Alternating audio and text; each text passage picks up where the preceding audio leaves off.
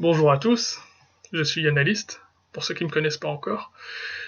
Et on va parler aujourd'hui d'une autre équipe, d'une équipe très importante qui va jouer cet Euro, l'équipe d'Espagne, la Selección. Avant de commencer, je voulais tout d'abord remercier les personnes qui ont suivi ma vidéo, les likes que j'ai pu avoir ainsi que les abonnés. Merci de continuer à m'encourager, en tout cas ça me touche, toutes les personnes qui ont pu voir cette vidéo et qui ont pu me laisser des commentaires. Quant aux autres, merci de laisser des commentaires, de dire ce qui est bien, ce qui est pas bien pour que je m'améliore, et puis de m'encourager.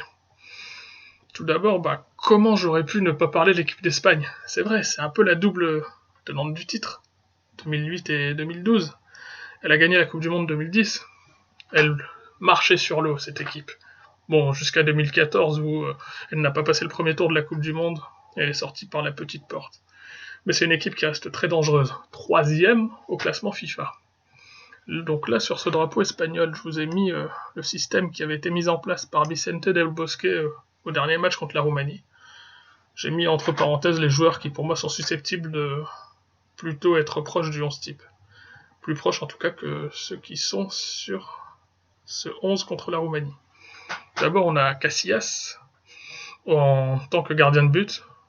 Il a, je dirais, 165 sélections, mais malgré son expérience, je pense qu'il est un peu vieillissant, que ce sera plutôt David De Gea qui sera le gardien numéro 1 à l'Euro. Une défense à 4, Gaspard, Piqué, Bartra et Alba. Je pense qu'on aura plutôt du Azpilicueta, Piqué, Ramos et Alba.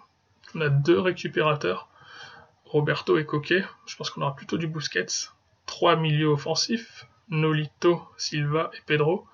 À mon avis, on aura plutôt du Iniesta, Fabregas et Silva ou Pedro sur le côté gauche. Et en 9, Alcacer, mais pour moi ce sera plutôt Diego Costa, même s'il fait une saison assez moyenne avec Chelsea. Donc pour moi cette équipe, le principal point fort c'est le milieu de terrain. Il y a beaucoup de joueurs de ballon, beaucoup de joueurs très techniques. Pour moi, le meilleur milieu de terrain d'Europe. On a une défense assez solide avec Piqué et Ramos, qui ont beaucoup d'expérience avec leurs clubs respectifs, le Barça et le Real. Et avec une bonne assise défensive, des bons milieux de terrain techniques comme ça, moi je pense que l'équipe d'Espagne peut aller très loin. Cela dit, elle a un point faible pour moi, et pas des moindres, c'est le numéro 9, l'attaquant de pointe. Vicente del Bosque fait pas mal de tests. Ces derniers temps, il a convoqué pas mal d'attaquants. Alcacer, Costa, Soldado, Negredo, Torres. Qui va-t-il mettre à cette position? C'est la grande question. Ou va-t-il préférer jouer avec un faux neuf comme en 2012? Ça lui avait bien réussi. Moi, personnellement, je pense que le numéro 9, comme le gardien, ce sont les 2 postes les plus importants dans une équipe. Donc pour moi, il faut absolument sélectionner un 9 de qualité. Je pense que Diego Costa tient la pole position de par son statut de titulaire à Chelsea en Angleterre. Quelle chance je donne à l'Espagne? Moi, l'Espagne, je les vois très loin. Je les vois potentiellement vainqueurs de l'Euro. Je dirais que les 2 équipes que je vois favorites de l'Euro, c'est la Nationalmannschaft, l'Allemagne, et ainsi que l'Espagne. Et juste derrière, je vois l'Angleterre, la France et l'Italie, qu'il ne faut pas oublier. En tout cas, cet Euro promet d'être super intéressant. Et avec des équipes qui aiment jouer au ballon comme l'Espagne, ça peut être très intéressant. Par contre, je souhaite à la Roja de ne pas jouer aussi mal que contre l'Italie et la Roumanie lors de ces derniers matchs. Mais bon, ce n'était que des matchs amicaux. On sait que certaines équipes se transcendent lors des grandes compétitions. Donc ainsi s'achève ma 2e vidéo. Merci de l'avoir suivi. Je remercie aussi, comme je le disais au début de vidéo, les abonnés et les gens qui ont regardé aussi ma précédente vidéo.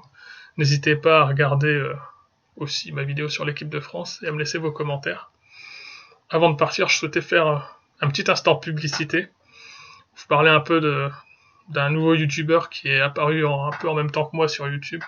Il s'appelle Quickie. Je mettrai son pseudo ainsi que les liens de ses vidéos dans ma description.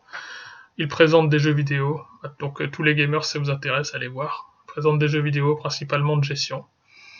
Il a un style assez intéressant.